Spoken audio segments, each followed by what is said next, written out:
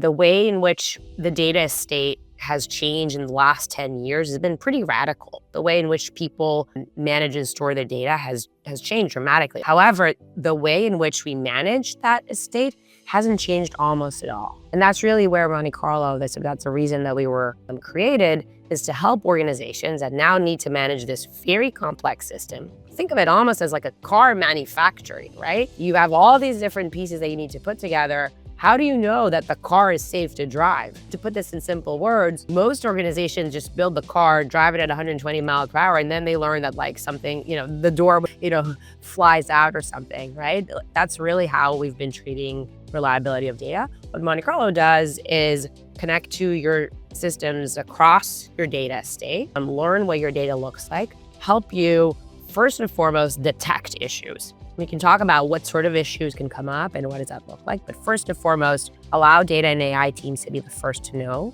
about data and AI issues. And then the second is help them triage and resolve those issues. What does the future hold for business? Ask 9 experts and get 10 answers. Bull market, bear market, rates rising or falling, inflation going up or down. Can somebody please invent a crystal ball? Until then, over 40,000 enterprises have future-proofed their business with NetSuite by Oracle, the #1 cloud ERP, bringing accounting, financial management, inventory, HR into one fluid platform. With one unified business management suite, there's one source of truth, giving you the visibility and control you need to make quick decisions. With real-time insights and forecasting, you're peering into the future with actionable data. If I were a larger organization, this is the product I'd use. Whether your company is earning millions or even hundreds of millions, NetSuite helps you respond to immediate challenges and seize your biggest opportunities. Speaking of opportunities, download the CFO's Guide to AI and Machine Learning at netsuite.com/ionai. That's NetSuite, netsuite.com/ionai, EYEONAI, all run together, to get the CFO's Guide to AI and Machine Learning. The guide is free to you at netsuite.com/ionai, netsuite.com/ionai. Thanks for having me, Craig. I'm excited to chat with you. My name is Barr Moses. I'm the co-founder and CEO of a company called Monte Carlo. We're the creator and leader of a category called Data and AI Observability. We started the company about 5 years ago. We're honored to partner and serve more than 400 enterprises from various industries. So these think about companies in gaming, media, retail, fintech, technology, financial services, etc. Each of them have lots of data teams, whether it's data analysts, data engineers, machine learning engineers, AI teams, and they're all working to create data products. A data product can be a report that an executive is looking at. It could be a specific dashboard they're using to drive decisions. It can be an internal product, or it can be an external product that a customer is using, or it can be a generative AI application. In each of those instances, data teams are responsible to make sure that those data products are reliable and based on trusted, accurate data. That's what Monte Carlo does. We help organizations use data by making sure that that data is of high quality and high trust. Yeah, I had a guy on not too long ago, and they had a product called Data Refinery, and I know that there are a lot of other companies doing similar things, because the data that we're talking about for training or fine-tuning AI models is largely unstructured, and organizations have just tons of unstructured data in various forms. And these guys take that unstructured data and then transform it into something that's machine readable. Do you guys do that as well? We no, so we don't do that. what we would do in that situation, let me take a little bit of step back first. I think in the last sort of decade or so, most of the work was done with structured data. And Right. so monitoring or observing the reliability of structured data is something that is critical, and we do that very well. And, just as an example for the things that you want to look at, you want to make sure that the data, the field level is accurate. You want to make sure that the data arrives on time, et cetera. I can go into more details into what that means. I think now there's sort of a rise with unstructured data, to your point. I think companies or sort of enterprises are earlier in their journey for that. And one of the important things that folks are doing right now is trying to understand how to monitor and observe the quality of unstructured data. That's a very difficult problem. One of the things where we sort of where we can help is it is common for we've seen instances where our customers have structured, unstructured data, perhaps like in the example that you suggested, um, and then used observability to make sure that that data is accurate. So maybe let me give a practical example to bring this Yeah. to life a little bit. We work with a Fortune 500 insurance company, and in insurance companies, there's a lot of support tickets or support conversations that happen. And so, support conversations with end users and support um, service teams are recorded. And those are basically unstructured data. And so, what this company did was used LLMs to actually score or grade those conversations on a scale from 0 to 10, where 10 was, the sentiment was very positive of the conversation, Mhm. and 0, the sentiment was very negative. And so Right. that allowed them to have a view of, here are the positive conversations, here are the negative conversations, sort of do an analysis of that. Where Monte Carlo or where data and AI observability helps in this case is actually observing the output of the LLMs. So imagine that you got a score of 13 for a conversation. What does that mean? Or a score of -2. How do you interpret that? When the scale is 0 to 10, those outlier values don't mean much. And so actually having observability to make sure that the outputs make sense in this case is how you can start to unpack what does it mean to monitor unstructured data. Does that example sort of make sense? Help Yeah. it make it Yeah. real? And first of all, why Monte Carlo? Did you use Monte Carlo tree search or something like that? Great question. We actually do not. It goes back, it traces back to sort of the origins of starting the company. We're data people and like to work with, like proud of ourselves to be working with the best data teams in the world. And so we were looking for a name that would resonate with data teams and, be perhaps a bit catchy. I think we have some Monte Carlo fans at our company in terms of, the Formula One, Oh, that Monte racing. Carlo. Yeah. Yeah. Yeah. And Monaco. Yeah. so, those are some of the fun origins, if you will. So it's both, something that data and AI teams know and find familiar, but also, sort of a nod to the Yeah. team. Yeah. And so it's a platform. Is it a SaaS? Uh, is it a service or is it a tool that people subscribe and then can use? How does it Yeah, work? good question. So, by and large, it's a SaaS platform, and the most common way in which organizations work with Monte Carlo is uh, observing their data estate. And so, what do I mean by that? The way that organizations today process, ingest, generate, create data is through sort of a plethora of systems. And if you think about, folks migrating to the cloud, a very common stack, if you will, could include, sort of upsource systems, or sorry, upstream source systems. You might have a data lakehouse, data warehouse like Snowflake, Databricks, AWS, Azure, GCP.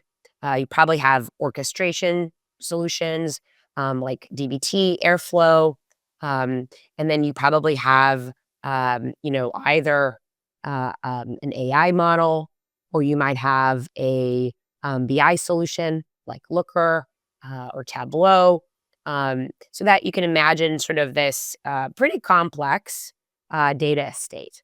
Now, the whole sort of premise of Monte Carlo is, the way in which the data estate has changed in the last 10 years has been pretty radical. The way in which people manage and store their data has changed dramatically. Like, those solutions that I just mentioned really grew in popularity in the last 5 to 10 years. However, the way in which we manage that estate hasn't changed almost at all.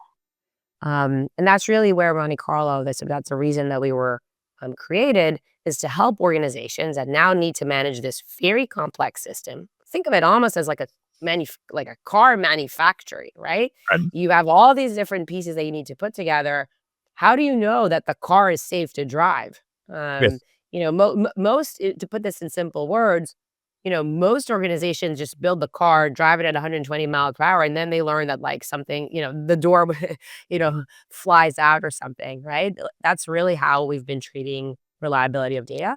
What Monte Carlo does is connect to your systems across your data estate, learn what your data looks like, help you first and foremost detect issues. We can talk about what sort of issues can come up and what does that look like. But first and foremost, allow data and AI teams to be the first to know about data and AI issues. And then the second is help them triage and resolve those issues. Because the reality is that even if you're sort of inundated with um, alerts about things breaking, if you don't have a good strategy for how to do root cause, for how to do triage and resolution, your team is going to be wasting a lot of time on that. And so we think about sort of, both of these things as two sides of the coin. Both of them are very hard to do well. Um, yeah, does that make sense in terms of what we yeah, do? How do we go into more depth? Yeah. yeah. No, that's and do you use? And is this primarily looking at data for AI models, or is it looking at any enterprise data? Yeah, great question. So, I think before sort of this AI craze, if you will, um, most organizations were really thinking about, their data estate and not so much about AI. I think today you can't think about one versus the other. And so I think any efforts to distinguish between the two are probably a mistake. And I'll explain why. I think it's if you think about this like 2 years ago or so, I think there was really sort of this, and there still is sort of competition in terms of, what's gonna be the best, latest, and greatest LLM, right? And what's gonna be the most important sort of foundation model.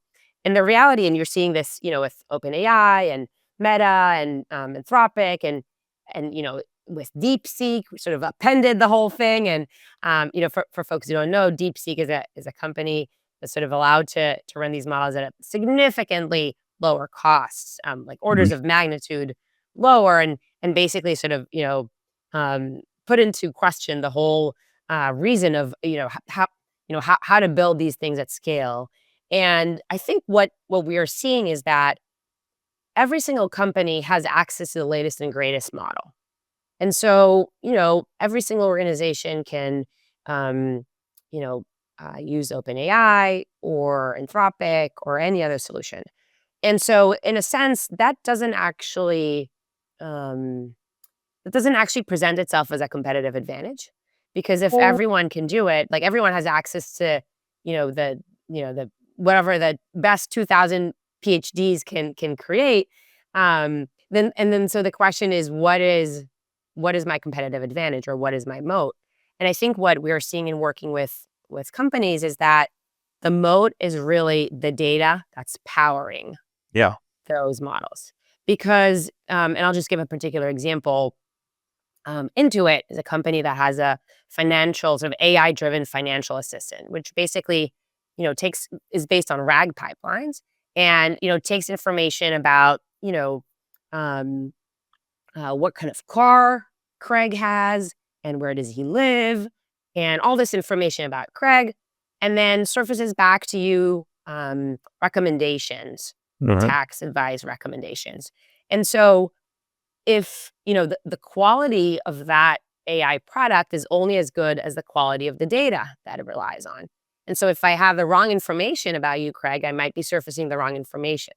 Um, and that is terrible. I can talk about some disasters that companies have had by relying on wrong data. So actually, I think United Healthcare in 2024 Mhm. denied some claims based on wrong data.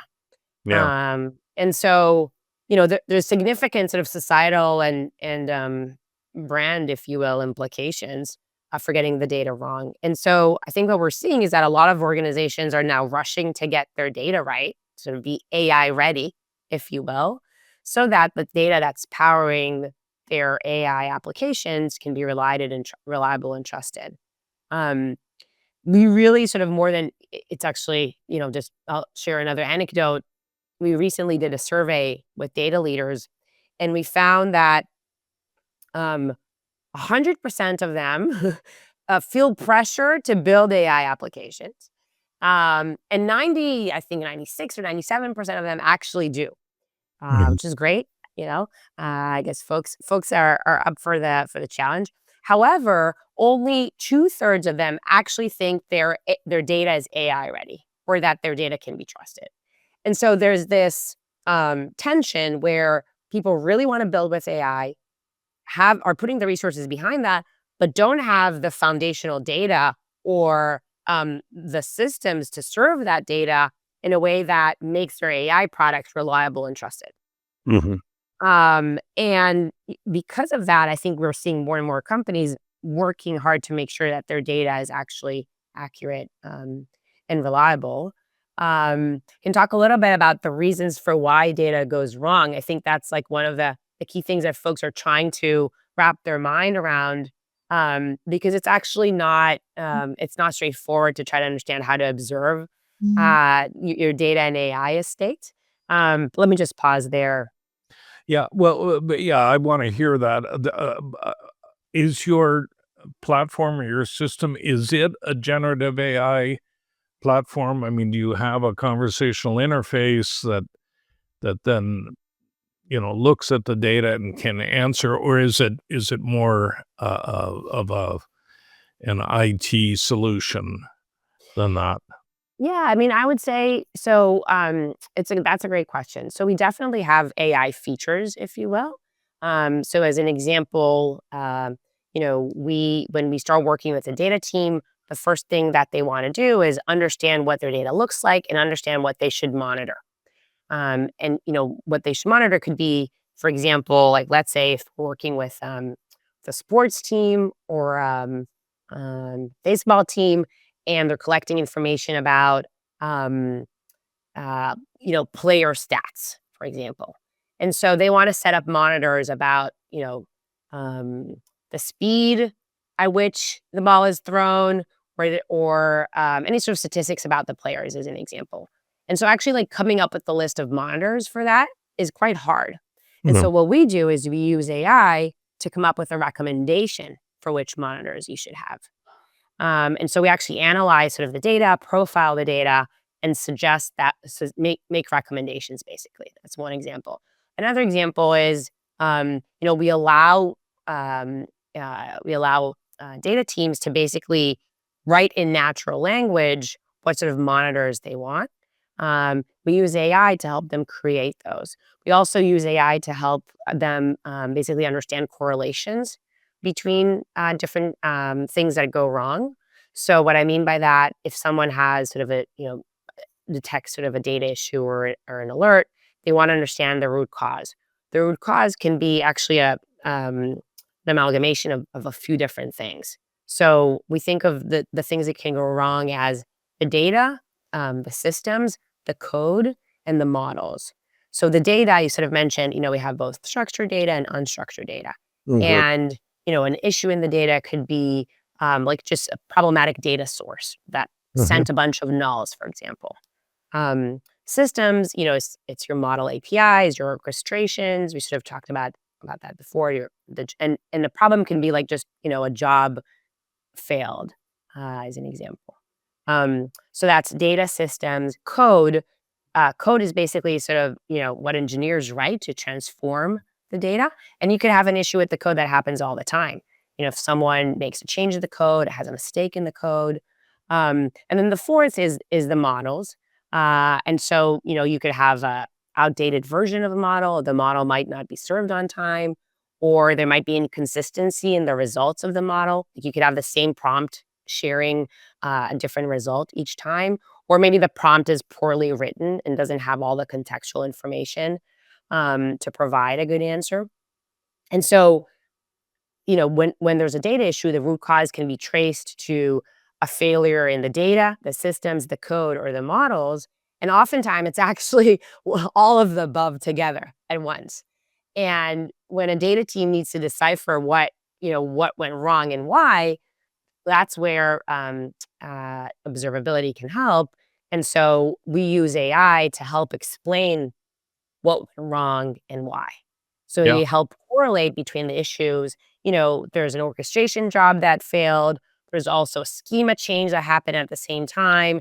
There's a pull request that's related to those. And there's a problem with a third party data source. And those three things sort of resulted in this model failure or in this report with the wrong data. So we use AI for that as well. Yeah. You mentioned monitors a few times.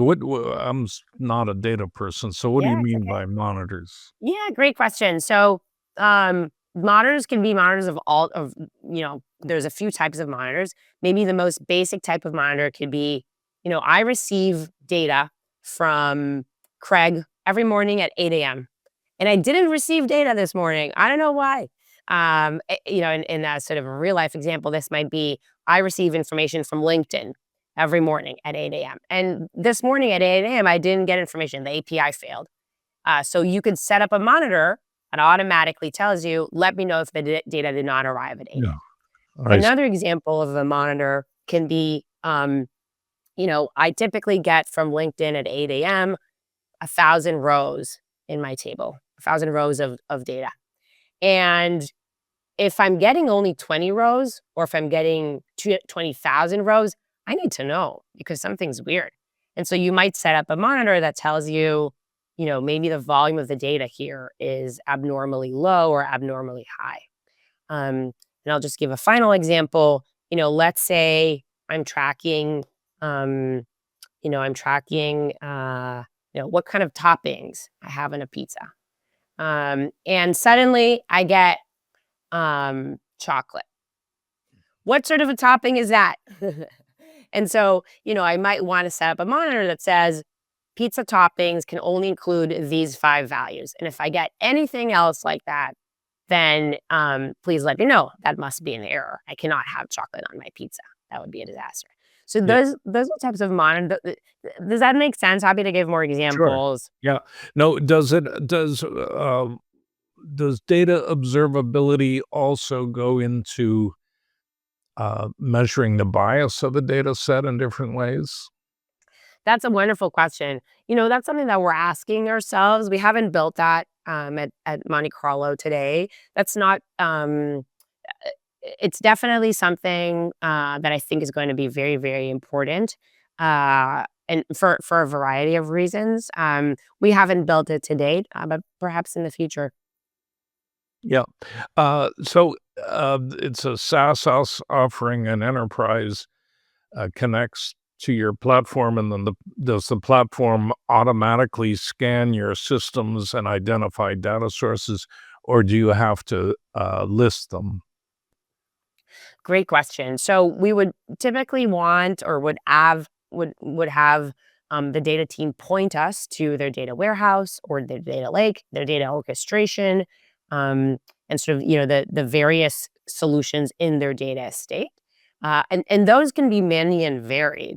Um, and so, we would typically want the data or AI team to direct us to that, and we would make the connection. The other thing that we would typically recommend is to start with a particular use case that matters. So, for example, you don't want to monitor, or I'll explain why. Historically, data and AI teams have done a pretty good job of hoarding data, and so there's a lot of stuff out there. Now, whenever you put monitoring or something on observability or something, there's a risk of alert fatigue. And so, if there's some data set that I really don't care about, perhaps I don't need monitor for it. But if there's a data set that's being used every single day by the product teams or by my customers, something that's externally facing, For example, we work with regulated industries where, if you think about like banks or trading platforms, um, you can't afford a stock number to be wrong for, for a very long time or even for a short amount of time. And so that is data you need to monitor very, very carefully. Um, on the other hand, if there's data that you're using maybe once a quarter, maybe it's okay, that the frequency of monitoring is less and the severity of the monitoring. So, we like to work with data teams on understanding what's the most important data that you have. What's the data that's really, you're relying on it. It's mission critical to your business. Customers are using that data. This could be financial data, it could be marketing data, it could be customer platform data. All this, more and more organizations are identifying these critical use cases. And so we recommend, to start with those or to have a strong sense of visibility and monitoring into those for sure to start out with. Yeah. And you've written a book about data. What's the focus of the book? Is it this observability question, or is it broader than that? Yeah, it's a good question. So yeah, we wrote a book about sort of data quality and data observability. I think there's sort of an interplay between data quality and data observability. I think historically the problem of data quality has been around for a very long time. It's been around 20, 30 years. Um, I do think the meaning of it has changed dramatically today because 20, 30 years ago, you really could get away with bad data. Very few people, very few organizations were actually using data. And if they were using data, it was very intermittently in small pockets of the organization, Uh, maybe just to, report numbers to the street once a quarter, for example. But today's world, if you think about the types of companies, just take an example. Pilot is a company that has sort of manages truck stops and fuel information uh-huh. and needs real time on information on where are trucks, what are the what's the fuel data, etc. And so in those instances, um, you can't afford to look at the data, the quality of the data only once a quarter. And so more and more companies are using data in a way that's very different than what it was 5 to 10 years ago. And so Hmm. the definition of data quality needs to change as well. And so we really think of data observability as the next evolution of data quality. Data Right. quality often stops at detection of issues.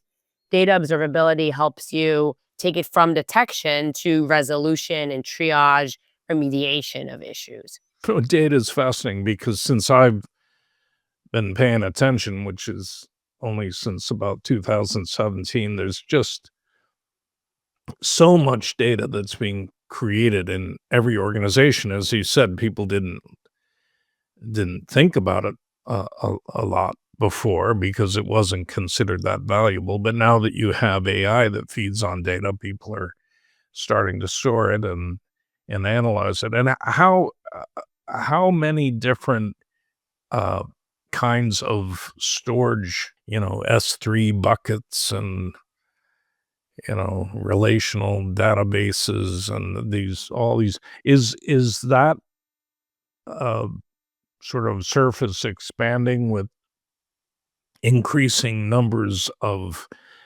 uh, data storage solutions and things like that, and can you connect to all of them?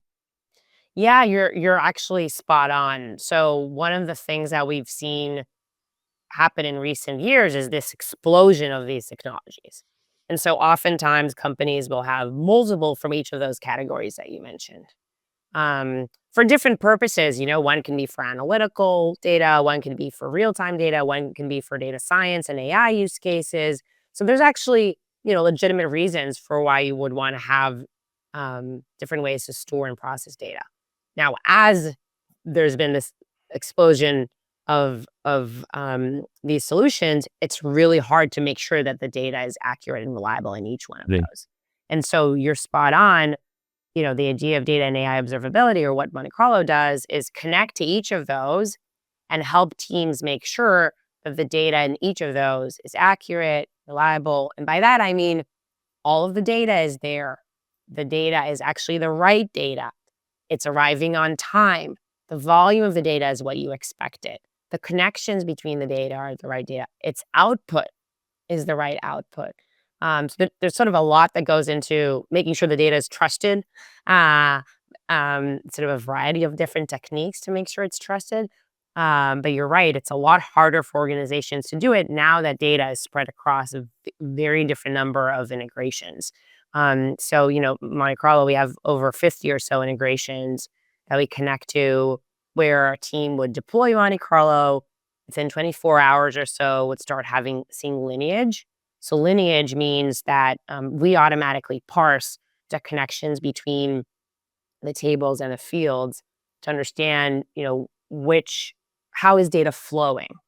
Mhm. And once we have that lineage, which is basically like a sort of think of it as like a graph of connections or like a tree of connections, then we can start understanding, okay, if there's an issue with this particular data set, what are all the different areas that are impacted by this data set? And if there's a problem here, what is the upstream root cause of those? Um, and so the first thing we do is sort of have that picture of lineage. And then after that, work with the teams to help make sure that there's the accurate sort of monitors on that data. Do you have you expanded into so this is kind of DevOps, right? A Uh, great question. It's actually you're spot on. It's very much we did not invent this. We're trying not to reinvent the wheel. We're taking what works for DevOps, which is exactly right, observability for software engineering, and that's super well understood concept. We've applied it to data and AI teams. So you're totally right. It's all of these concepts are concepts that are in DevOps. We are adapting them for data and AI, and our belief is that just like every single engineering team in the world has something to make sure that their software solutions and applications are reliable and trusted. There's a concept of uptime, right? Like, is my application up 99.999% of the time? We believe that in the same way, every single data and AI team needs to make sure that their data and AI products, are reliable, are trusted, are powered by the right data, etc. is observability, I mean, imagine it is related to explainability, and there's, a lot of work on explainability because a lot of enterprises are are prohibited for regulatory reasons or whatever from using AI if they can't explain its outputs or the logic behind the outputs. Do you move into that space at all? That's a wonderful question because explainability is so important. And when I think about most data leaders, data and AI leaders that I speak with, their number one, sort of mission for the year is often something like modernize our architecture and make data more easily accessible to more people in the organization. And that's very hard to do if the data is not explainable. Mm. And so, I hear that come up a lot, sort of the question of explainability, and that's something that a lot of data teams are spending time on. We specifically don't focus on explainability. I think it's something that our platform can certainly help with explainability in terms of understanding, again, what are the if there's a particular table that you're looking at, what are all the different sources of that table? What is this table feeding? Um, and so we can help with explainability, but it's not our focus. I Okay. will say that driving explainability of data when the data is wrong is probably the worst thing you can do.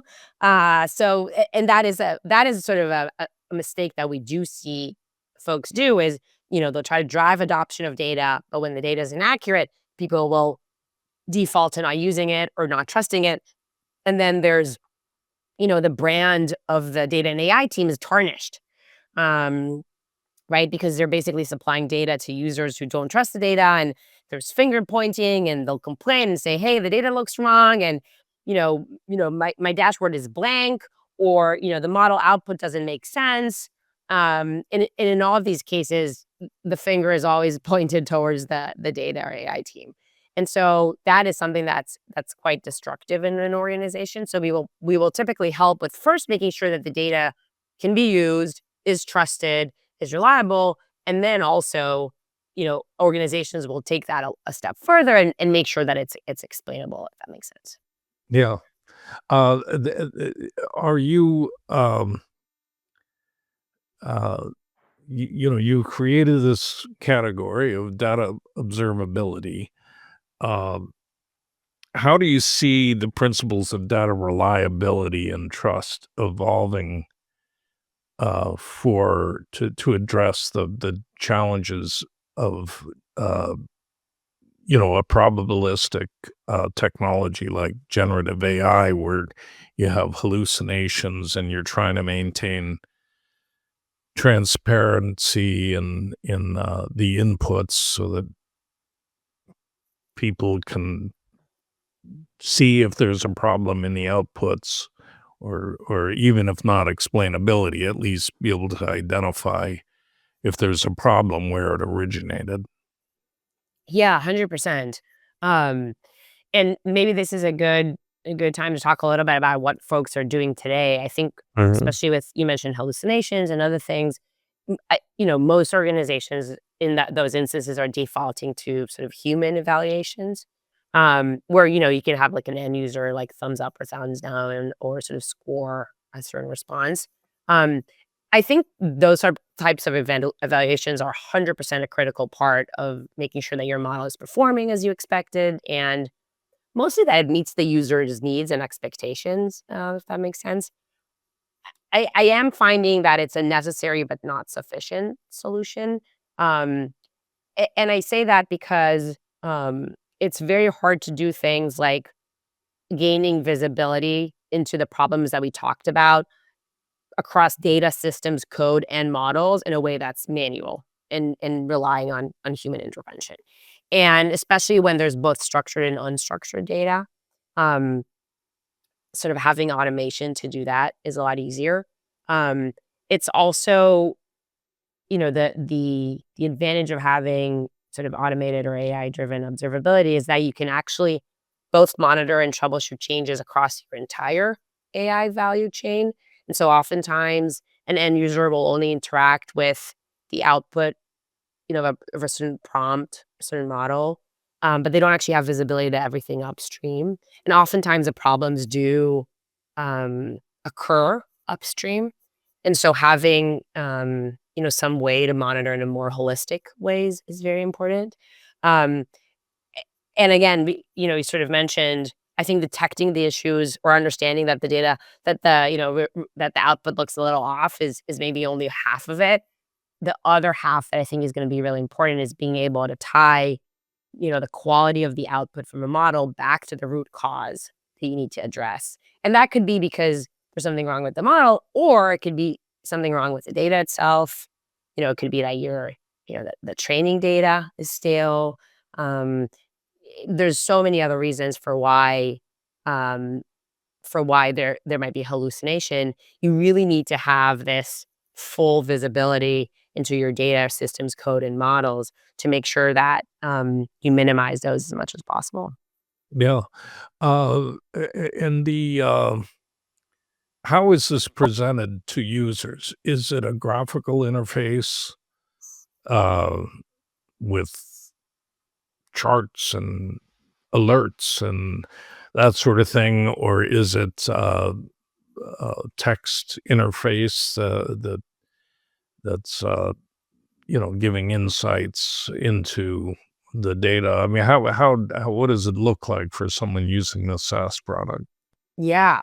Um, Great question. So the most common um, workflow, if you will, is for a data engineer to receive an alert, oftentimes through a solution like Slack, um, or it can be a solution like Jira or ServiceNow, or PagerDuty, where basically they're receiving an alert, hey, something's wrong.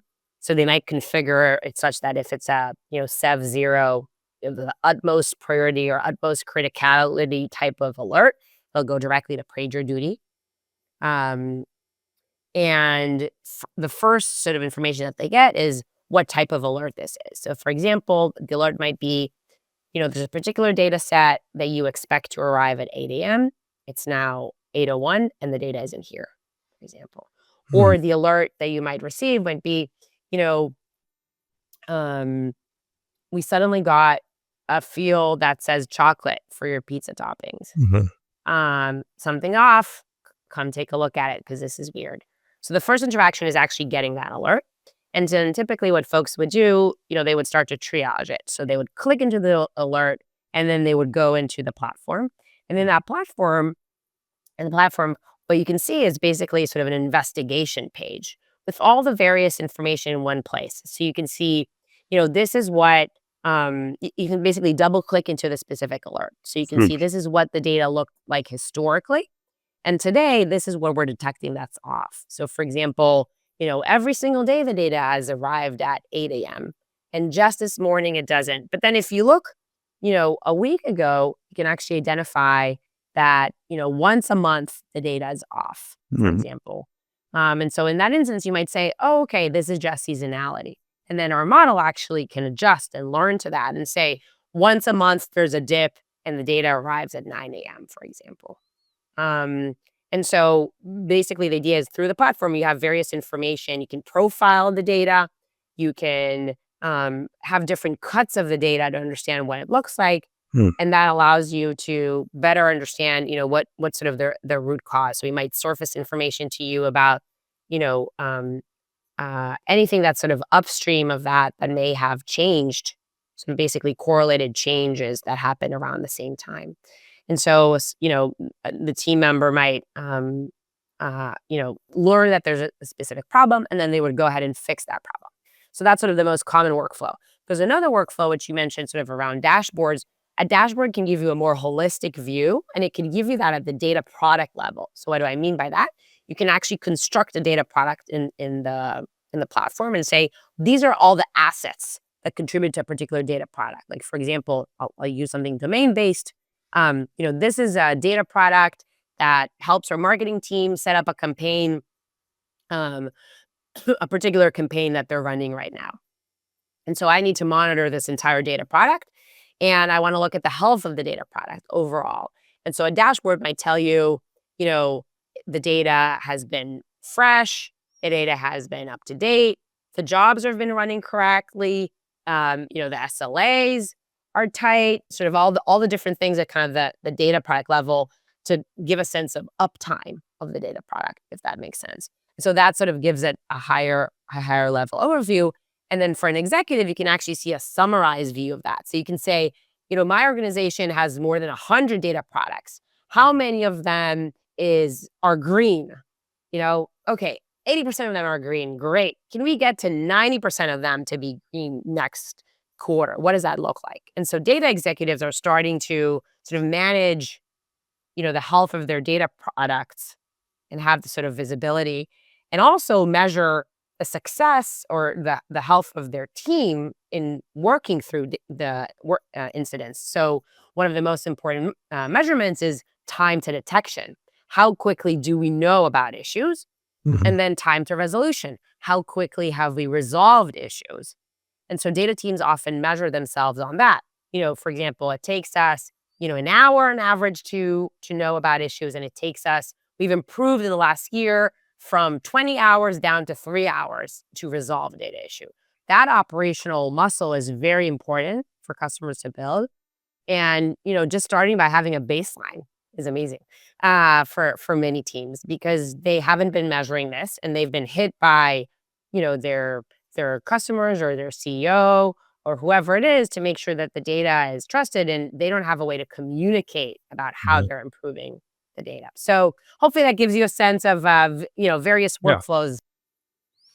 Yeah, so I imagine, I'm guessing there's sort of 2 phases to, using Monte Carlo. One, you first wanna, uh, get a handle on the health of your data, so you identify all the data sources and you point, Monte Carlo to them, and then it presumably does it give a report on issues that it finds in the data, and then you spend some time correcting those. And then the other phase would just be the monitoring phase where you've got this the data connected to Monte Carlo, and it's just watching your daily flow and identifying problems. Is that a fair assessment? Yes. Yeah. And how long does it take to get the to guys on? Well, obviously, it depends on how much data you have, but uh, when you're working with a large organization, is ensuring that you have that your data sets are healthy, is that a process that takes weeks or months, or for a Fortune 500 organization? Great question. As a company, we've invested a lot in trying to make it as fast as possible for our Right. customers.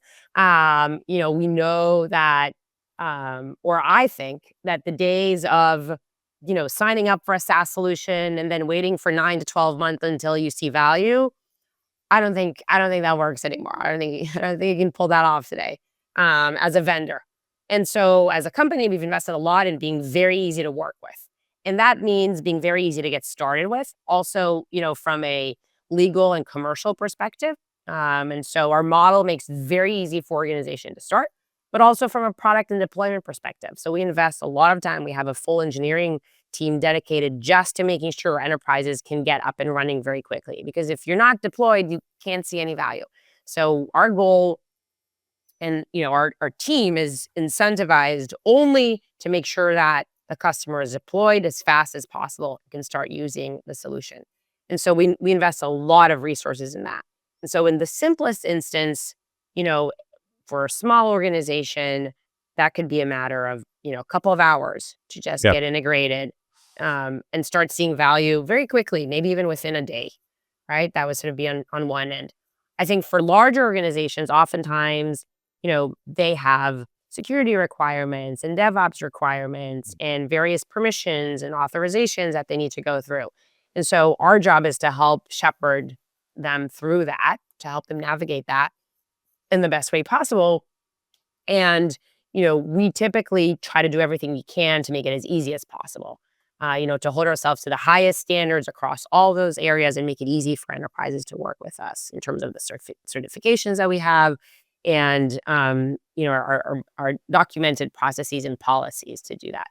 And so for an enterprise, it's not uncommon to spend a couple hours, a couple days to get connected.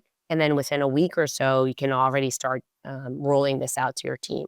So again, most of the work from a product development perspective on our end has been to reduce the amount of time on that. Um, there is a component from the customer sort of enterprise side, and I will just mention, there's also one of the things, sort of mentioned, this is a new category. And so it's not like data teams have been doing this in the past. Rather, they are developing a new muscle. And so there's actually a fair amount of thought that needs to go into what is our strategy. I talked a little bit about it, but what's the data that we care about? What are the integrations that we should start with? What's the data that's most important? What's our alert strategy? Who should handle the alerts? Who takes the pager duty alert? What happens when they do that? Who Mhm. should they go to? And so all of that stuff is things that we help operationalize. And so we have, really strong customer success and partners that we work with to make sure that customers are really, really successful in that strategy. So I don't want to underestimate the importance of that part. Yeah. I mean, you were saying this is new, and we're in this period of history where data is exploding and the importance of data is coming to the fore. What do people do without a solution like this? Great question. So, um, prior, I want to say 10 years ago, they were just off the hook. Like, Yeah. I'm just going to be honest, nobody cared. Right. Because the stakes weren't that high for data, you know? Um, at the most basic level, companies had to count the number of users that they had or the number of customers that they had. And honestly, companies still struggle to do that today. So I'm not sure that, we've made a ton of progress there. But That was what it was 10 years ago. 5 years ago, when we started the company, most, chief data and AI, or at that time was just data officers, would tell me something like, I will manually look at every single report before it hits my CEO. Yeah. And before I look at it, I have my 4 people on my team look at it manually. And so really, like 5, 6 years ago, it would just be eyes on glass. Like, you would basically have, like, how many sets of eyes could manually look at the data? That's what people did. I wanna say a couple of years later, people started writing, y you know, writing SQL code to create monitors. So basically say, "Please look at this data set and make sure that XYZ criteria is being fulfilled on this timeline." And so Yeah. people would manually do that. You know, if you look at the biggest, financial institutions today, you still deploy a lot of people who will do a lot of manual work, and so will manually look at this data. I think that still exists. And I think to a certain degree, that's never going to go away. Some of it won't go away, right? You're always going to have, I think, some human loop or some intuition. Um, but in today's world, every single or very many users in the organization use data. AI is being surfaced to externally. I think the various companies are sort of deploying agents where an agent can have a conversation with a customer. And if that agent is promising that customer something, it better promise something that the company can actually deliver on. There's been instances, I think there was someone who bought a car for $1 basically by tricking the agent into selling them. They had this, I don't remember the brand of the car, but basically, you have to make sure that your agents are not selling cars for $1, as an example. And so, I just think the world in which we are today is one in which the solutions of, manually looking at the data or manually writing tests just doesn't cut it anyway. But historically, that's what folks have been doing. Is there anything I haven't asked that you want to talk about? I mean, what I can see that this space must be expanding very rapidly, so you're positioned well. But is there anything that we haven't talked about that you think listeners should hear?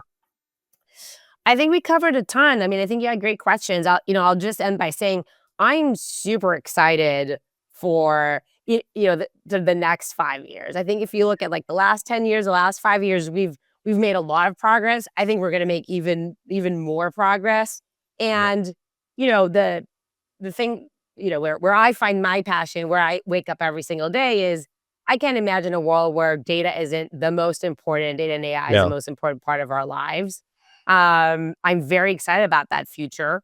And I think that future would be way better if the data was actually the AI solutions were based on data that's reliable and trusted and accurate. Yeah. And so we're really excited for that version of the world in which we want to live in. Yeah, absolutely.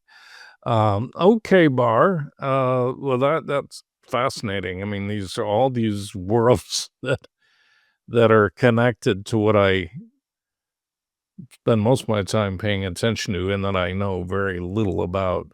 Um, yeah, and if somebody wants to explore Monte Carlo, what's the URL to get started with? MonteCarloData.com. Okay. I'll just Well, repeat that, MonteCarloData.com. And you're also welcome to reach out to me on LinkedIn if you'd like to connect. what does the future hold for business? Ask 9 experts and get 10 answers. Bull market, bear market, rates rising or falling, inflation going up or down. Can somebody please invent a crystal ball? Until then, over 40,000 enterprises have future proofed their business with NetSuite by Oracle, the number one cloud ERP, bringing accounting, financial management, inventory, HR into one fluid platform. With one unified business management suite, there's one source of truth, giving you the visibility and control you need to make quick decisions. With real-time insights and forecasting, you're peering into the future with actionable data. If I were a larger organization, this is the product I'd use. Whether your company is earning millions or even hundreds of millions, NetSuite helps you respond to immediate challenges and seize your biggest opportunities. Speaking of opportunities, download the CFO's Guide to AI and Machine Learning at netsuite.com/ionai. That's NetSuite, netsuite.com/ionai. EYEONAI, all run together, to get the CFO's Guide to AI and Machine Learning. The guide is free to you at netsuite.com/ionai.